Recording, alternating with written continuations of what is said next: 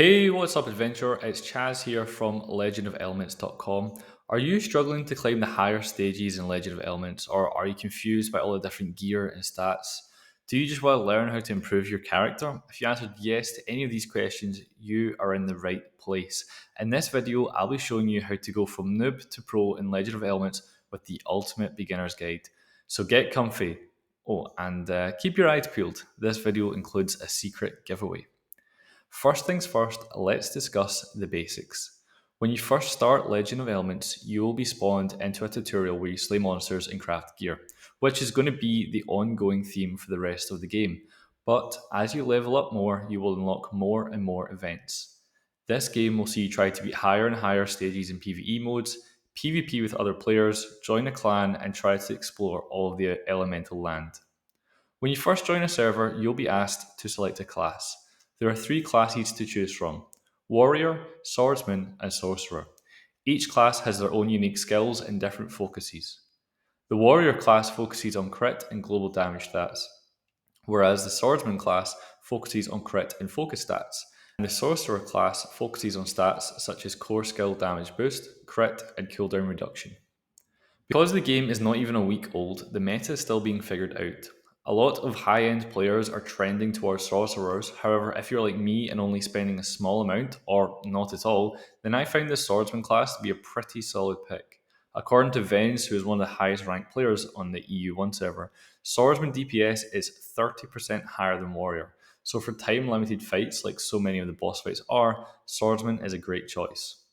Now, one thing to note, unlike other games of this genre, there doesn't seem to be a direct rock, paper, scissors format for classes. Rather, you can build your class around certain playstyles. But this video will cover just the basics, and in a future video, once we've had the time to test everything, I'll go over some of the builds for more advanced players. Now, don't panic if you have locked in a class already and want to change. To change class, simply click on the Skills tab and on the bottom left, click Reclass. Now, you might be wondering, how do I improve these stats? Well, stats come from a variety of different sources, from gear, spirits, art, mount, and many more. Don't worry though, in this video we will cover all the main sources of stats and how to improve them. But before we dive into the rest of the video, I want to talk about our super secret giveaway. Somewhere in this video there is going to be an Aptoide gift card. For those of you who don't know what Aptoide is, it is an alternative app store where you can save up to 20% on your purchases in Legend of Elements.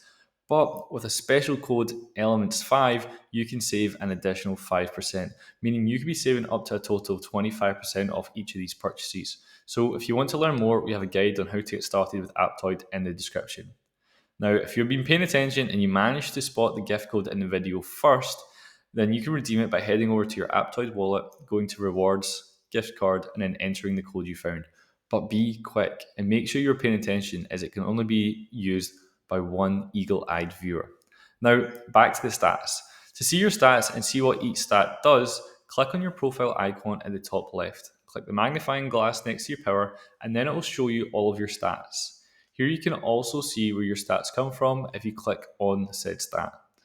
Now that you understand a little bit about the types of stats and how to check them, let's talk about improving them. First up, let's talk about gear. As you have hopefully figured out by now, you trade your crafting gems and turn them into gear. Gear is the best way early game to improve your stats, specifically because gear really boosts your base stats. So that's your HP, your attack, and your defense. For now, you don't have to worry a huge amount early game about any of the other stats associated with gear. Just keep on crafting gear and use the gear that gets recommended for you to use. The reason for this is because at the beginning period, the base stats are what are going to matter the most. To gain crafting gems that lets you craft gear, some of the ways you can earn them include from events, buying them from shops, clearing the Crafting Realm dungeon, and AFK rewards. As you do start progressing through Legend of Elements, you will unlock the Blacksmith. Here you can enhance and refine gear. Enhancing gear is just like giving it extra levels. It will increase the base HP, attack, and defense. One mistake some beginners make is they only enhance their best piece of gear. Don't worry about doing that. Always use the Enhance All button. So this will level out all of the enhancements across all of your gear equally, and no matter the difference in gear quality, the bonus stat increase is the same. But as the enhancement level increases, the cost of enhancement increases too. So that is why you want to spread it across all your gear. And don't worry if you're replacing a piece of gear for something better, the enhancement stats will move over to that new piece of gear as well. In the gear refining tab, you can exchange refining sand, which is the item you get when you discard gear, for stats on your gear. I recommend early game not investing too much refining sand, as you have limitations on how good your refines can actually be anyway. Instead, I would suggest you refine each piece of gear once, but don't worry too much about the stats or the quality of the stats. If you are, however, looking to refine your gear properly, then ensure that the stats coincide with your class. So next up, we're going to talk about skills. This is the first thing that you would have unlocked when you played the tutorial. These skills come in three types: your core skill, your active skills, and your passive skills. Your core skill is the one in the center. This skill cannot be changed and is dependent on what class you are playing. To cast this skill, it requires energy. You earn energy over time, or other skills can give you that energy. This means that you can cast it as often as possible with no cooldown, as long as you have the energy to do so. The active skills are skills that you would activate manually in battle, although let's be honest, everybody plays on auto anyway. There are three active skills, but you can swap them and change these for other active skills that you own. The passive skills are triggered depending on various in-game actions, such as when dealing damage, entering combat, or casting your active skills as an example. These skills can either deal further damage to your opponent, heal yourself, or grant you energy. If you are curious about builds for skills, I recommend starting off the recommended builds that the game offers. The game is super new, so the meta has not yet been figured out by the community, but I can say the game recommendations are actually pretty solid, at least for now at the beginner stage. One of the unique features of Legend of Elements is the spirit system. Spirits are characters that fight alongside you, and you can have up to 3 active spirits at once. Spirits each have their own levels and abilities, and therefore provide you with a wide variety of stat bonuses. Spirits can deal damage directly to opponents, increase your active skill damage, or restore HP, just for a few examples. It is really important that you take a look at the spirits and assess what you think is best for your class. Being a beginner, I wouldn't worry about too much about getting super technical with the spirits, and to be honest, the higher grade spirits tend to beat the lower grade spirits regardless of their skills. For now, whilst you're getting your first spirits, just focus on getting 3 SSR grade spirits into your lineup. Once, however, you do have a bit of a collection of spirits, I recommend looking at the recommended builds that are built into the game. These provide a pretty solid starting point, just like the skills. You can level each spirit up, and I recommend you level your chosen 3 spirits up equally and uniformly. Don't worry if you make a mistake though, you can always reset their levels and you get all the materials back that it cost you to level them up, so you can level something else up. Now, moving on to one of the key features and sources of buffs, Ascension. As you progress through the game, you will complete Ascension quests. You need to reach T10 of your current Ascension level, complete the designated quests, and then you can ascend. Each ascent gives you large stat bonuses, and Ascension is required to unlock many aspects of the game. To improve your T, although honestly, I'm not really too sure what that stands for, perhaps tier. If you know, let me know in the comments below. You need to redeem XP, which can be gained from AFK rewards or the main story quest. Each time you exchange XP, you will gain a small buff, and each time you go up a T level, the cost of XP will increase. This aspect of the game is pretty straightforward, but is a crucial cornerstone of Legend of Elements. Now, next up we have the mount. This is located in the gear tab underneath the blacksmith. The mount is another source of buffs. You can invest soul vines into the mount to level it up and increase its buffs. You can also get special mounts which give greater bonuses as well. One of the sources of this is the push shop, but don't worry too much about this. I'll cover that later on in the video.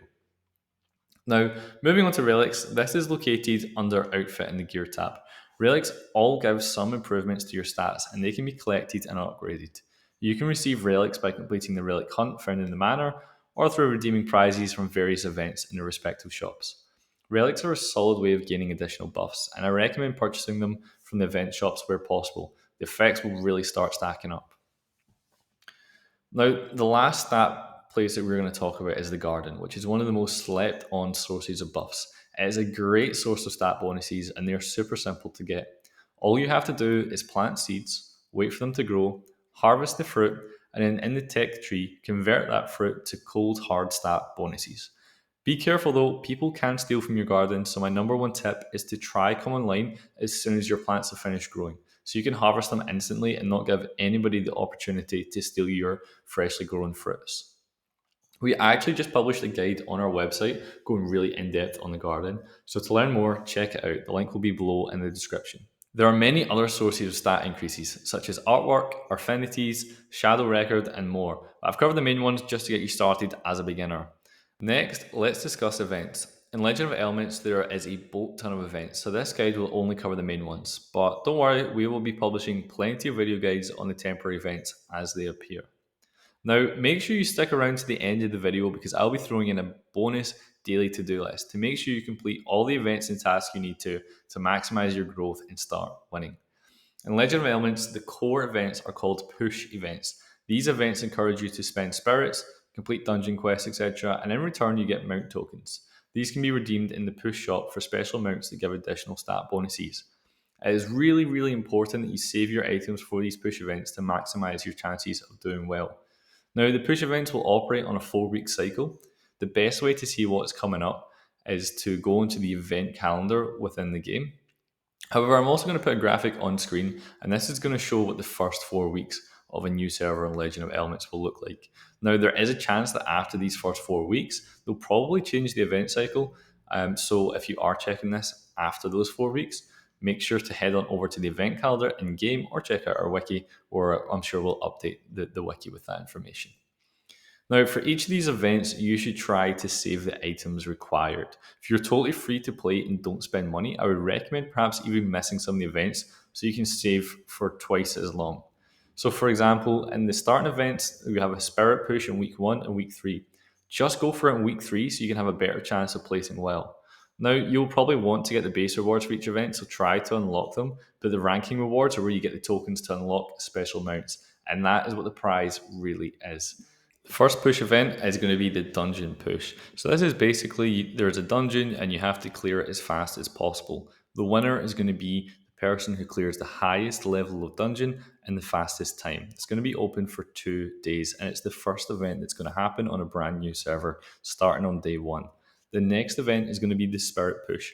This is the little summon bells that you use that's located in the manor. And basically you just want to use as many of these and summon as many spirits as possible, and the winner is going to be the person who uses the most summoned bells. So now you can kind of see as a free-to-play player why it might be worth you actually waiting and skipping one of these events and doing it the next time it comes around so that you have plenty of time to save up these items. Now, the next event is Skill Push. This works very similarly to Spirit Push, but instead of redeeming spirits, you're going to be redeeming skills. It works the exact same way, so it's just the person who redeems the most skills is going to be the winner there. And then we also have Vessel Push. So the more soul sparks that you use, the higher that your rank is going to be. This unlocks on server day 10. And you can get these soul sparks from AFK rewards, timed events, and shop purchases as well. So again, make sure you're stacking up and saving them up. Then we have the relic push, and again, it's a case of the more treasure tokens you use, the higher you rank up and progress through the rankings, with the winner going to be the person who uses the most. And that is it for the push events. Now, another staple event is Arena. This is where you attack and defend from other players. The main rewards from this event is the ranking rewards. Therefore, you want to be strategic in your approach. You cannot enter the arena 30 minutes before your server restarts. And if you're wondering when that is, it is midnight server time. But I do recommend trying to complete Arena as close to the end of time as possible because that's when everyone will have the most inflated points, meaning you will gain more score from each battle that you win just because the average score is increased in the evening as opposed to the morning. General rule of thumb is to target people with less power than yourself. Sure, you can try and look at people's stats and see if you have a chance of beating somebody with a bit higher power, but honestly, in the early days of a server, the raw base stats and power are pretty reflective of an adventurer's performance. So make it easy on yourself and just focus on those with less power than yourself. Now, in the arena, you can attack people, but people can also attack you. This is again why trying to complete the arena as close to when it closes as possible is a great trick, because then it means you're less likely to be attacked just before the scores settle and the placement rewards are sent out. Joining a clan in Legend of Elements isn't just a lot of fun, it's essential. Clans are groups of players who come together to defeat other teams, battle bosses, and earn awesome rewards. Be sure to join an active, preferably powerful clan. Not only will you earn those rewards, but also clans can be a great way to socialize and learn more about the game. They can also have your back when it comes to being stuck on certain events or helping to repel people stealing from your plants in the garden. That is us coming to the end of the beginner's guide. But one last thing before we wrap it up. As promised, I'm going to leave you with one more nugget of information, a daily to do list. Because Legend of Elements has so many events and so many things going on, sometimes you can forget what to do, and sometimes you're going to leave some very tasty rewards on the table. So make sure you follow this list to make sure that you're not leaving any of those rewards out. Now, the first thing you should do when you log in for the first time each day is go ahead and claim your AFK income. This AFK income is capped at 12 hours. However, it can be extended with research from the garden. And so you don't want anything to go to waste, right? Because after those 12 hours, you're not going to earn any more of those items that you need. Now, after that, the best place to start is by completing the adventurer's routine. This gives you a great starting point each day for tasks to complete. Then you want to go to gameplay and use up all of your chances. This includes doing things such as clearing the crafting realm, mounted realm, fighting an arena, fighting demon bosses, and more. Next up, check out the capital tab, which is right next to the gameplay tab, and ensure you complete everything in there, particularly the city and assistance. That's a super easy one and gives you some pretty great rewards. Now, you should also go to the garden and harvest and plant more fruit. This is really important as the research here, as I said before, it gives such great stat bonuses. Finally, you should click through all the menus with exclamation marks. Often Legend of Elements will give you lots of free rewards, especially Maginite, just for clicking through and clicking claim free rewards. There's loads of them to claim every day, so make sure you're grabbing all of that up. Well, that's it, adventurers. You are now ready to go forward and explore the world in Legend of Elements. Did anything I say surprise you, or do you have any other tips for beginners? Let us know in the comments below. If you want to grow even faster and beat the competition, be sure to check out our wiki at legendofelements.com. There we post guides on everything and anything Legend of Elements. But before you check that out, be sure to like, subscribe, and be sure to share this video with your clan so that everybody grows stronger together. Good luck, adventurers. I'll see you in Avalon.